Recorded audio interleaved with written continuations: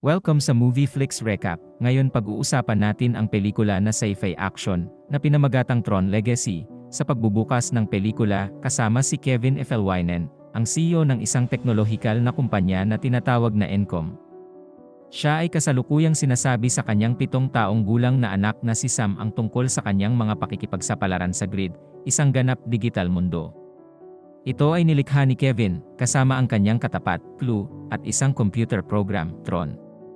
Sinabi ni Kevin na nakatuklas ng isang kamanghamanghang bagay sa loob ng grid, isang himala. Tinanong ni Sam kung ano ito ay, ngunit hawak ng kanyang ama ang kwento sa susunod na pagkakataon at pinatulog siya.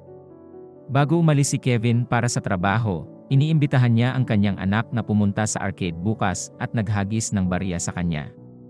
Ang eksena pagkatapos ay pinutol sa isang montage ng mga artikulo ng balita at mga ulat sa telebisyon tungkol sa misteryosong pagkawala ni Kevin. Inilalagay ng balitang ito ang kinabukasan ng Encom sa isang estado ng panganib dahil tumaas ang bahagi ng kumpanya habang si Kevin ang CEO. Isa sa kanyang mga kaibigan, Alan Bradley, iginiit na si Kevin ay hindi nawawala at sa halip ay hinahabol ang kanyang pangarap ng pagtuklas ng isang bagay na mahiwaga, ngunit walang naniniwala sa kanya. Bilang karagdagan, dahil namatay ang ina ni Sam ilang taon na ang nakalilipas sa isang aksidente sa sasakyan, naulila na siya ngayon. Pagkalipas ng 20 taon, nakita namin ang isang matandang Sam, na ngayon ay pangunahing shareholder ng Encom. Isang gabi, sumakay siya sa kanyang motorsiklo, patungo sa Encom Tower, at pumasok sa gusali. Pag-iwas sa lahat ng seguridad camera, siya ay gumagawa ng kanyang paraan sa itaas na palapag sa isang server room, nagbabalak upang manipulahin ang pinakabagong kumpanya operating system, OS-12. Pansamantala, isang pulong ng lupon ang gaganapin kung saan ang kasalukuyang tagapangulo, Richard Mackey, nagtatanghal ng OS-12. Sinabi niya na ang operating system na ito, na dati nang naibenta ng libre, ay magiging isang bayad na software dahil isa ito sa pinakaligtas mga software sa mundo. Gayunpaman, pinamamahalaan ni Sam na i-hack ang sistema at mga release ng Encom ang OS-12 sa publiko ng libre. Sa sandaling yon, napansin ng isang security guard ang paglabag at hinabol siya sa bubong. Pagkatapos ay inihayag ni Sam ang kanyang tunay na pagkakakilanlan bilang pinakamalaking shareholder ng kumpanya bago tumalon sa gusali. Ligtas siyang nagparachute sa lupa, ngunit dati makakarating siya sa kanyang motor. Napalibutan siya ng mga pulis at inaresto dahil sa paglabag. Makalipas ang ilang oras, nagpiyansa si Sam at umuwi, alin ang isang shipping container na ni-refit bilang isang apartment. Pagdating, nahanap niya si Alan, sino ang pumupuri sa kanyang pinakabagong kalokohan. Lumalabas na ito ay isang taunang kaganapan na ginagawa ni Sam sa araw ng pagkawala ng kanyang ama. Pagkatapos ay tinanong ni Sam ang dahilan kung bakit siya narito, kung saan sinabi sa kanya ni Alan ang tungkol sa isang signal ng pahina na natanggap niya mula sa opisina ni Kevin sa arcade, na nadiskonekta sa loob ng 20 taon. Ibinahagi rin ni Alan ang isang kwento tungkol kay Kevin, sino ang dumating sa kanyang lugar 2 araw bago siya nawala at inangkin na siya ay basag ang code tungkol sa quantum teleportation. Pagkatapos ay ibinigay ni Alan ang arcade key kay Sam, na hinihimok siyang tingnan ito. Nag-aatubili na sinundan ni Sam ang tip at tumungo sa arcade. Pagdating doon, nakahanap siya ng isang lihim na pintuan sa likod ng arcade game ng kanyang ama, na humahantong sa kanya pababa sa isang nakakulong na control room. Sinaliksik ni Sam sa pamamagitan ng computer ng kanyang ama, at hindi sinasadyang na-activate ang isang digitizing laser sa likod niya. Bilang isang dahil dito, naglalabas ito ng sinag, na nagpapadala sa kanya diretso sa grid. Isang nalilitong Sam pagkatapos ay lumabas ang gusali ng arcade, napagtanto lamang na ang kapaligiran ay ganap na nagbago. Maya-maya pa, nahuli siya ng isang sasakyang dagat na parang spacecraft na tinatawag na recognizer. Sakay, pinipigilan siya ng isang programa ng AI, kasama ang iba pang mga programa sa computer, at siya ay itinalaga upang lumahok sa mga laro. Pagkatapos ay dinala si Sam sa isang silid kung saan siya ay nilagyan ng armor at isang identity disk.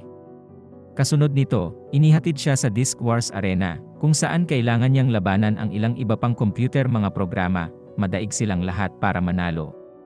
Sa kabila ng una ay kinakabahan, mabilis na umangkop si Sam sa estilo ng pakikipaglaban, at sinimulang talunin ang isa sa mga kalaban pagkatapos ng isa pa.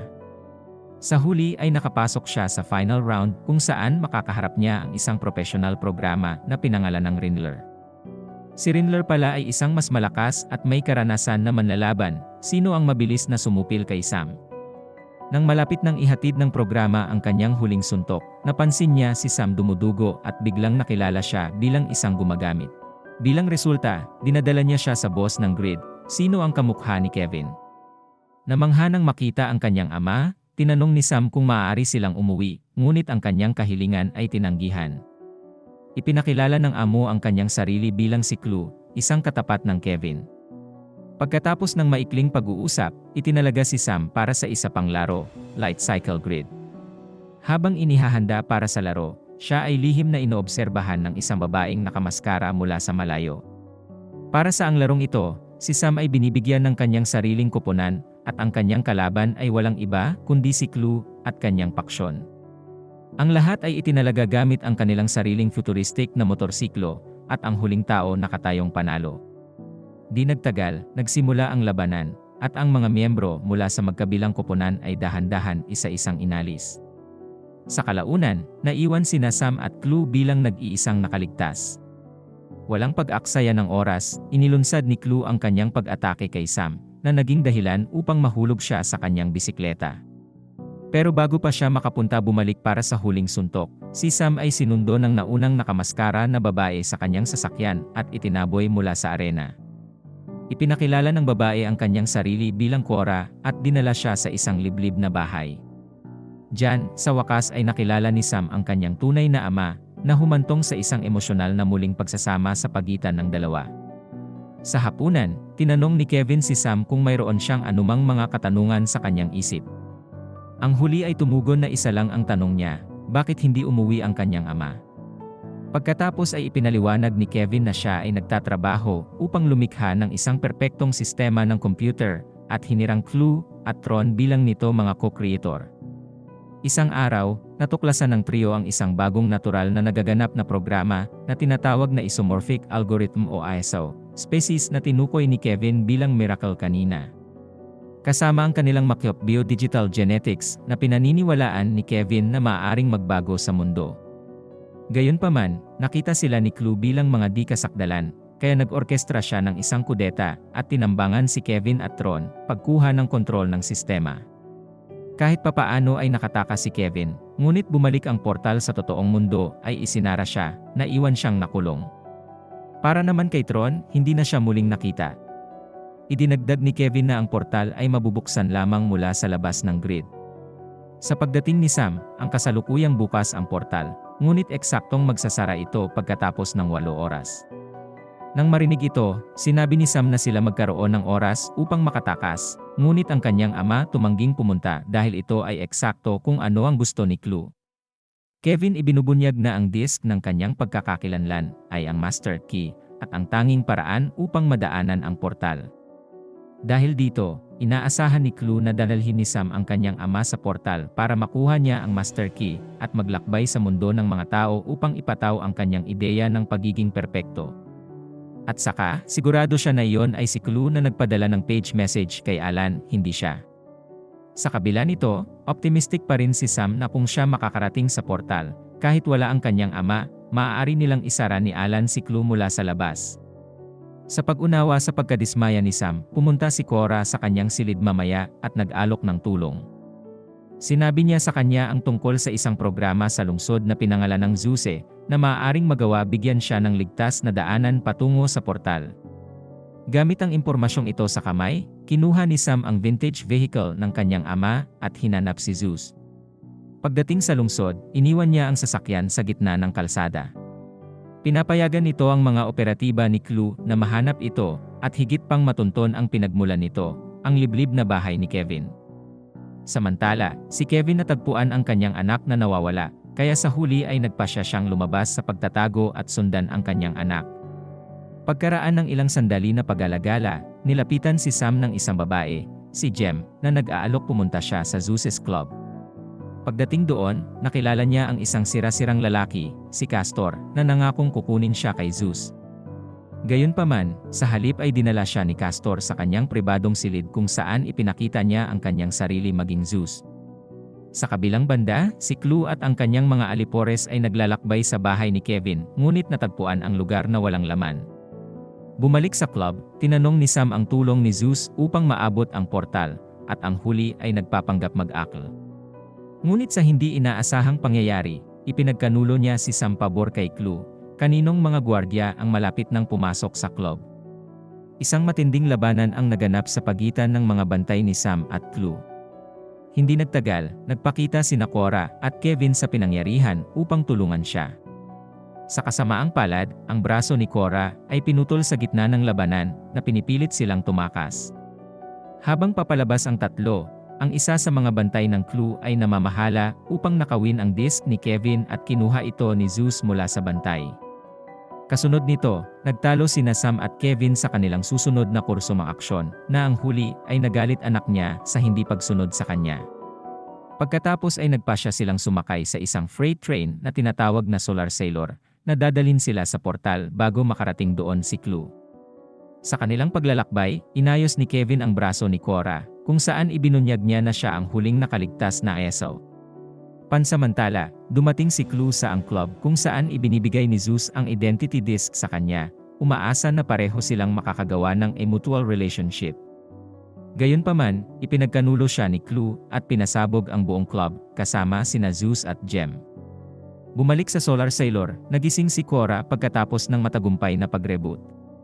Pagkatapos ay mayroon siyang isang maikling pakikipag-usap kay Sam, kung saan ibinahagi niya ang kanyang kwento tungkol sa kung paano niya nakilala ang kanyang ama. Lumalabas na iniligtas siya ni Kevin mula sa pag-atake ni Clue sa panahon ng paglilinis. Habang nagbubukas ang kanilang pag-uusap, ipinahayag ni Cora ang kanyang pagnanais na makita kung ano ang hitsura ng totoong mundo. Bilang tugon, sinubukan ni Sam na ipaliwanag ang mga katangian ng araw. Biglang nalihis ang ruta ng Solar Sailor, na humahantong sa kanila sa isang napakalaking barkong tagapagdala. Sa isang mabilis na pagkilos, nagtago sila sa mga unit ng kargamento ng Sailor. Pagpasok nila, natuklasan nila na si Clue ay muling gumagamit ng mga programa upang bumuo ng kanyang sariling hukbo. Pagkatapos ay nakita nila si Rinler papalapit sa Sailor na ikinagulat nila. Sa sandaling ito, napagtanto ni Cora na hindi nila ginagawa marami pang oras ang natitira kaya sinadya niyang mahuli. Nagbibigay daan ito kina Kevin at Sam na makaalis ang lugar. Nalaman din ni Kevin na si Rinler ay walang iba kundi ang dati niyang kaibigan, si Tron, na hindi pinatay ni Clue ngunit sa halip ay nareprogram. Habang nakatingin ang dalawa sa paligid ng lugar, nakita nilang nagbibigay si Clue anunsyo sa kanyang hukbo. Sa hawak niya ang disk ni Kevin, balak niyang gamitin ito para makadaan sa totoong mundo. Nang marinig ito, nagpasya ang mag-ama na maghiwalay. Tumungo si Kevin para humanap ng aeroplano para sa kanilang pagtakas, habang si Sam ay pumunta upang kunin ang Master Key pati na rin upang iligtas si Cora. Pumunta si Kevin sa hangar ng light jet kung saan nagreprogram siya ng isang gwardiya na nagpapahintulot sa kanya na ma-access ang isa ng mga sasakyan. Samantala, pumunta si Sam sa docking tower ni Clue kung saan siya lumaban mga gwardiya at matagumpay na nakuha ang disk ng kanyang ama. Sa sandaling yon, nakaharap niya si Rinler, sino ang humahawak kay Cora na hostage. Pareho silang may rematch, pero this time sa tulong ni Cora, nagawa siyang disarmahan ni Sam at iniwan siyang nakabitin sa gilid. Kasunod nito, tumalon sina Sam at Cora sa Thor at muling nakipagkita kay Kevin bago lumipad palayo sakay ng jet. Gayunpaman, ang banta ay hindi neutralisado pa, bilang Clue, Rinler at ang kanilang mga alipors habulin ang trio. Gamit ang kanyang machine gun, at si Cora, kasama ang kanyang kasanayan sa pagpipiloto, ay namamahala upang maalis ang lahat ng mga alipors, na iwan lamang sina Clue at Rinler sa pagtugis. Sa isang punto, nakipag-eye contact si Kevin kay Rinler, dahilan upang mabawi niya ang kanyang mga alaala bilang si Tron. Dahil dito, tinalikuran niya ang paghabol at sadyang nabangga si Clue bago bumagsak sa Sea of Simulation sa ibaba. Habang lumilipad ang tatlo patungo sa portal, matalinong hiniling ni Kevin kay Cora na palitan ang kanilang pagkakakilanlan disko. Pagdating, nakaharap nila si Clue, na nagsasabing sumusunod lang siya ang direktiba ay nakaprograma sa kanya. Iginiit pa niya na si Kevin ang nagtaksil sa kanya, pangako, na gumawa ng isang perpektong mundo magkasama. Kinikilala ni Kevin ang kanyang kasalanan, ngunit sinabi rin niya ang pagiging perpekto imposible dahil hindi ito alam. Pinagalitan nito si Clue, kaya nauwi siya sa pag-attack Kevin. Ngunit sa kabila ng kaguluhan, sinigawan ni Kevin sina Sam at Cora na magpatuloy sa portal. Kasabay nito, kinuha ni Clue ang pinaniniwalaan niyang disk ni Kevin, para lang matuklasan na kay Cora yon. Sa oras na ito, ginagamit na ni Sam ang tunay na master key para i-activate ang portal. Frustrated at galit na galit, tumalon si Clue para maabot sila, ngunit ginamit ni Kevin ang kanyang kapangyarihan para hilahin siya pabalik. Maluha-luha siyang nanonood at may pagmamalaki, habang umaalis ang kanyang anak at si Cora. Pagkatapos ay pinagsama niya ang kanyang sarili kay Clue, na nagiging sanhi ng isang malaking pagsabog at sinisira ang buong virtual na mundo. Bumalik sa totoong mundo, iniligtas ni Sam ang grid system sa isang microchip na isinusuot niya sa paligid kanyang league. Pagkatapos ay inipage niya si Alan, ipinatawag siya sa arcade. Ibinahagi ni Sam ang kanyang desisyon sa kunin ang Encom at sinabing gusto niya si Alan bilang chairman. Habang papalabas siya ng arcade, binati siya ni Cora na nagtatanong kung ano ang susunod nilang gagawin. Bilang tugon, sinabi sa kanya ni Sam na mayroon siya isang bagay na magpapakita sa kanya at sumakay sa kanyang motorsiklo. Habang tinatamaan nila ang kalsada sa kanayunan, namangha si Cora upang masaksihan ang tanawin ng magandang pagsikat ng araw sa unang pagkakataon. At dito nagtatapos ang pelikula.